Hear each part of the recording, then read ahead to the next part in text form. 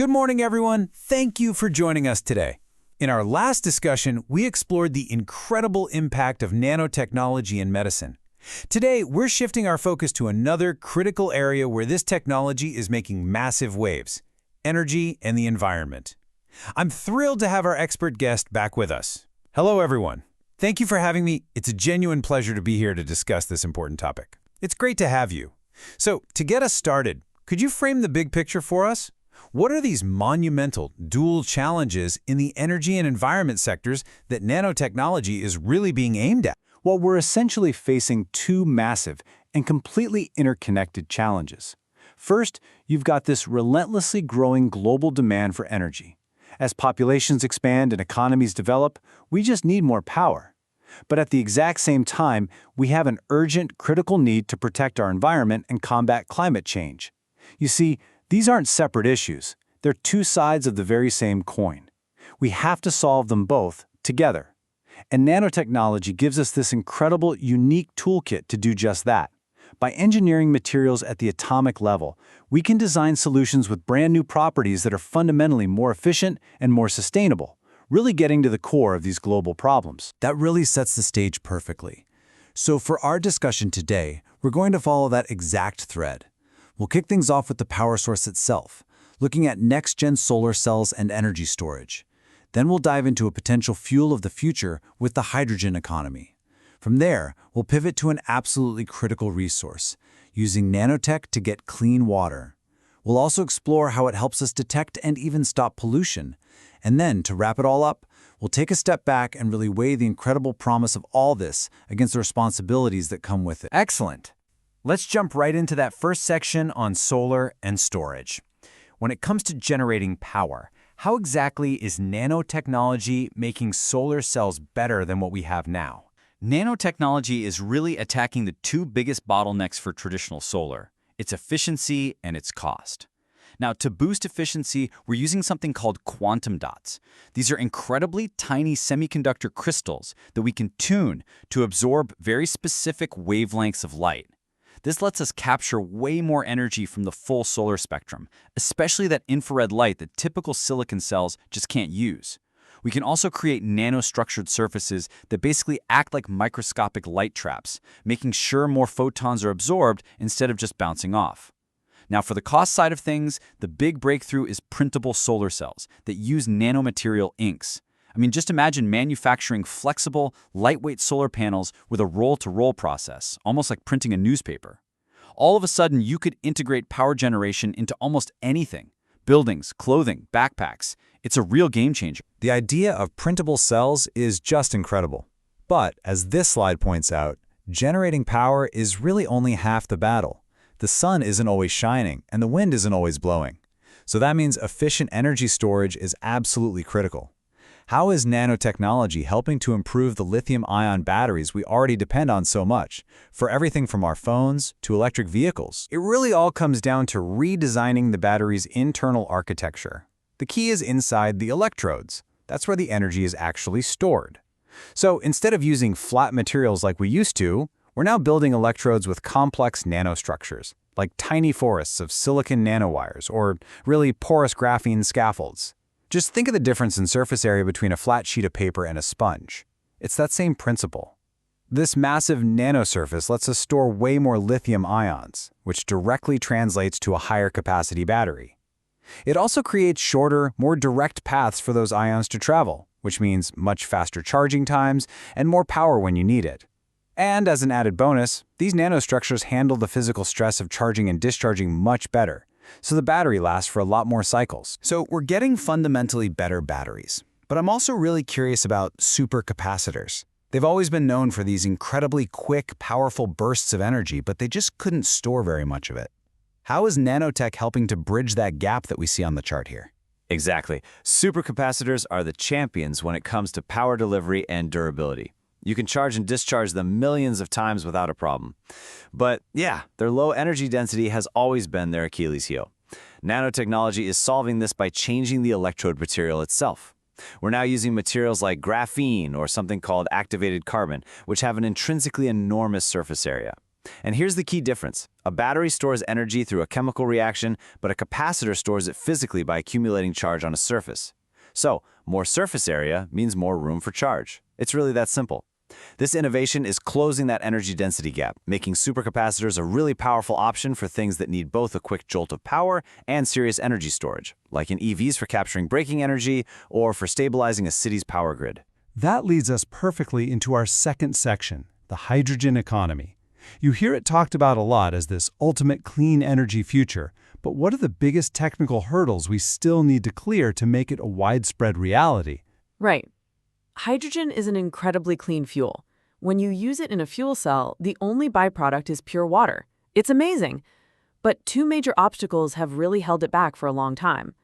The first one is storage. Hydrogen is the lightest element in the universe, so storing it compactly without having to use extremely high-pressure tanks or cryogenically cold temperatures is a massive engineering challenge. The second big problem is efficiently converting that stored hydrogen back into electricity, which is what happens inside a fuel cell. Right, that storage problem.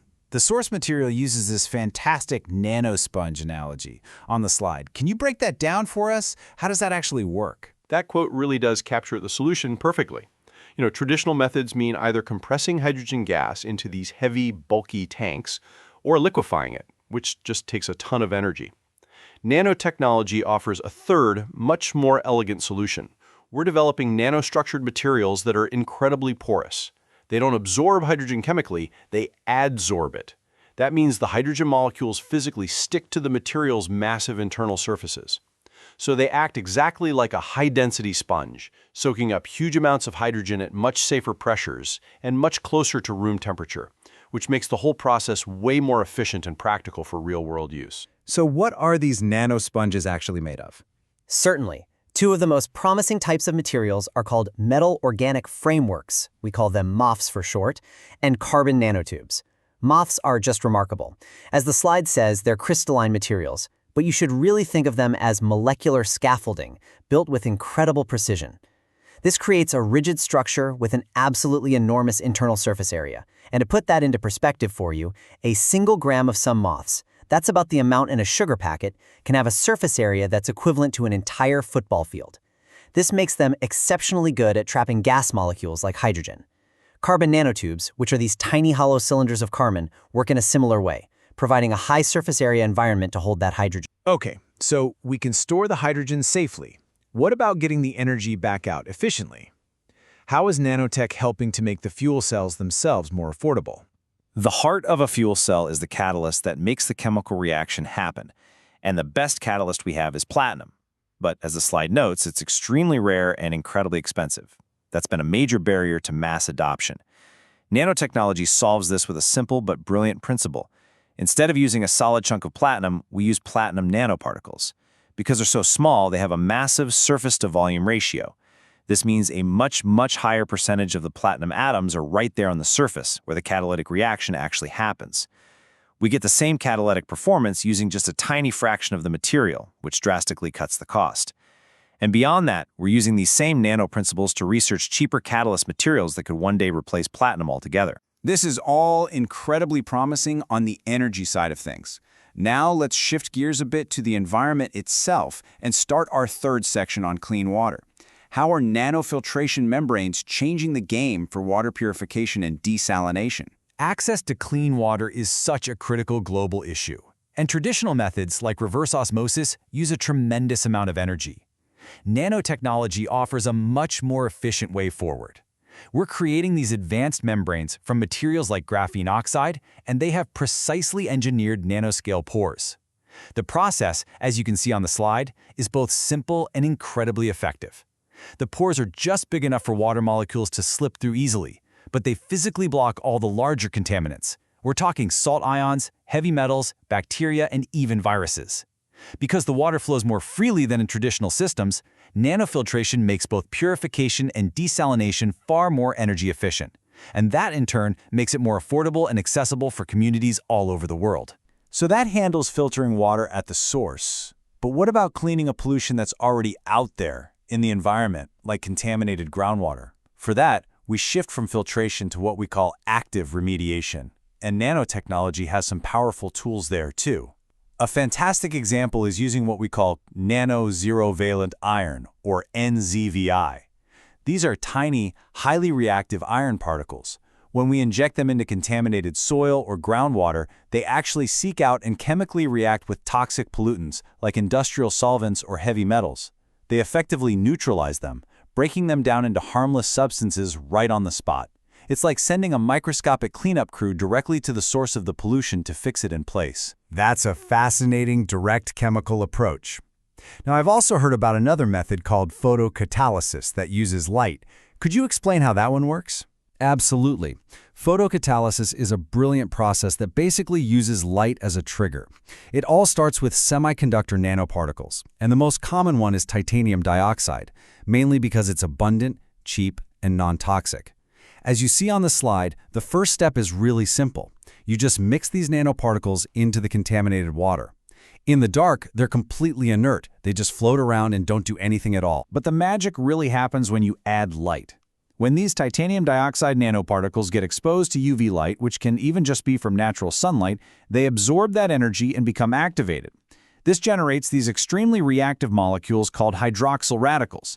These are powerful oxidizing agents that immediately attack and destroy a huge range of organic pollutants like pesticides or industrial dyes, breaking them all down into harmless carbon dioxide and water. They also kill bacteria and viruses, making it this comprehensive, light-powered purification system. So we can filter water and we can actively clean it up. That brings us to our next section, detection. Because before you can clean something up, you have to know that the problem is there in the first place. How are nanosensors helping us monitor our environment? Effective environmental protection absolutely begins with monitoring. You can't manage what you can't measure. Nanosensors are a total game changer here, and again, it's because of that incredible surface area to volume ratio. This provides countless sites for just a single pollutant molecule to land on and be detected. By using materials like nanowires or quantum dots, we can build sensors that are both extraordinarily sensitive and highly selective. They can be designed to detect one specific pollutant, as the slide indicates, down to concentrations of parts per billion. That's like finding a single drop of ink in an Olympic swimming pool. And in some cases, even parts per trillion. This gives us the early warning signal we need to stop contamination before it becomes a major crisis. That level of detection is just astounding. Now, on the other side of things, stopping pollution at the source, we've all heard about catalytic converters in our cars. What role does nanotechnology play in that crucial device? They're a perfect, everyday example of nanocatalysis in action. Inside that converter box is a ceramic honeycomb structure, and its surface is coated with nanoparticles of the precious metals you see on the slide: platinum, palladium, and rhodium.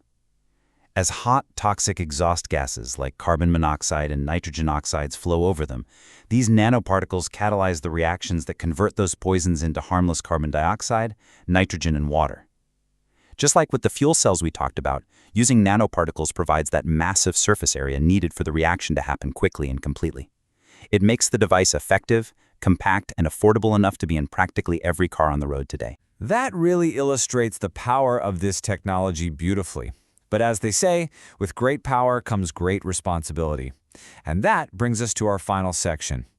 While the potential is clearly enormous, what are the key challenges and responsibilities we have to consider when we start using nanotechnology in the environment? This question is really at the absolute heart of responsible innovation. Our biggest responsibility, without a doubt, is making sure these new materials are safe in the long term. We've actually created an entire scientific field called nanotoxicology, just to study the potential effects of nanomaterials on living things and the wider environment. We have to understand the entire life cycle of these materials, from creation to disposal, to avoid creating tomorrow's problems. The other major challenge is scale. Demonstrating these things in a lab is one thing. Scaling up production to an industrial level in a way that is both cost-effective and environmentally sound in itself, that's another huge hurdle. We have to be positive that the manufacturing process isn't worse than the original problem we're trying to solve. That's such a crucial point about responsible innovation. So, to wrap things up, when you consider everything we've talked about, from solar cells and batteries to water purification and pollution control, what's the big picture takeaway on nanotechnology's role in building a more sustainable future? The big picture is that nanotechnology provides an incredibly powerful and versatile toolkit to address our most fundamental energy and environmental challenges.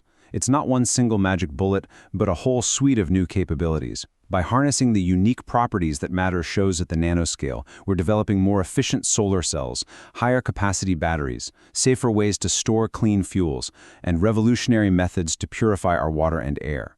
Ultimately, nanotechnology lets us engineer solutions with a level of precision we've never had before, creating technologies that are not just more powerful, but are fundamentally better for our planet. Thank you. That's a fantastic summary. And as we can see here, the impact is just incredibly broad. It touches everything from how we generate and store our power to how we keep our water clean and our air pure. It really does seem to be a foundational technology for building a sustainable future. This has been incredibly insightful. We've touched on the immense promise and some of the big responsibilities. And next time, we're going to dive even deeper into that side of the equation. We'll be focusing specifically on the risks, the ethics, and the evolving regulatory landscape that surrounds nanotechnology. I want to thank our expert once again for sharing these incredible insights with us today. It was a true pleasure. And a huge thank you to all of you for tuning in. To catch our next discussion and for more deep dives just like this one, be sure to subscribe to our channel, Tech, AI, and Beyond. We'll see you next time.